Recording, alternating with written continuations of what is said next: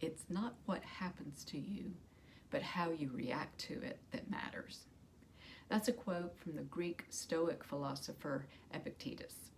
Now, I'm going to stop here and say that what happens to you absolutely does matter. I would never want to deny or minimize an event or a trauma that happened in someone's life.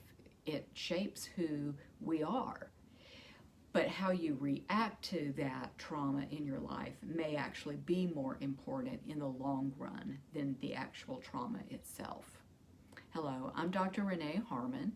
I'm the author of Surfing the Waves of Alzheimer's. It's a teaching memoir about my husband Harvey and his time with younger onset Alzheimer's disease. And in the book, I do detail my emotional response to the diagnosis upon hearing it, as well as living with it. After sadness, anger was probably my predominant emotional response. Anger that our family, and especially Harvey, was going to have to live with this. Anger that I was going to have to take on all the responsibilities at home and in our medical practice. I was never angry at Harvey for getting the disease, but I admit I did become angry at him for certain things that he would do. I believe that we are socialized as children to believe that anger is an unacceptable emotion.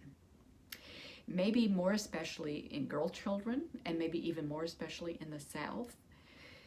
But anger is a valid human emotion, just like fear and anxiety and joy and contentment.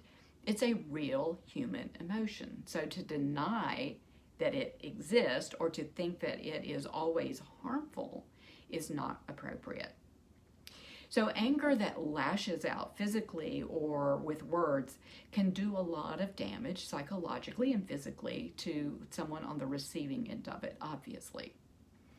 Anger that simmers and boils under the surface until it suddenly explodes is especially dangerous because it's unexpected and can be overwhelming for the person on the receiving end of it. It's like a mosquito bite that itches, and it itches so much we scratch at it. But the more we scratch, the more we itch, and the more we itch, the more we scratch until we draw blood. Interesting aside, did you know that the mosquito bite itself does not inject a poison into your body that causes the itching? It's your own body's immune response to proteins in the mosquito's saliva that causes the itching. So the irritant that sparks our anger is like the mosquito bite. And the more we scratch at it, the more it festers and burns and boils until we draw blood and explode with angry energy. But anger can be positive. I'm thinking here of righteous indignation. When we see wrongs in the world that make us angry, we can respond unproductively with shouting and complaining and maybe even physically doing things that are unproductive. But if we can channel that same angry energy into coming up with creative solutions for the injustices we see, maybe the world can be a better place. I frequently, almost daily, became angry at Harvey during a period of time when he was getting into our file cabinet.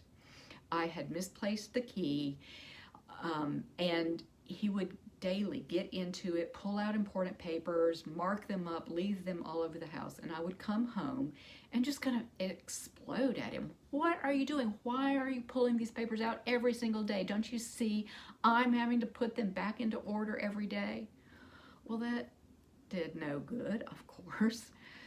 But if I could hold my tongue and sit back and use that energy I was feeling creatively, I could come up with a solution to the problem. I bought a replacement key, which I didn't know you could do for the file cabinet. So anger is a valid emotion to some of the things that we experience in our lives. How we react to it is a way that we can gauge how well we are doing and how well balanced we are. Thank you.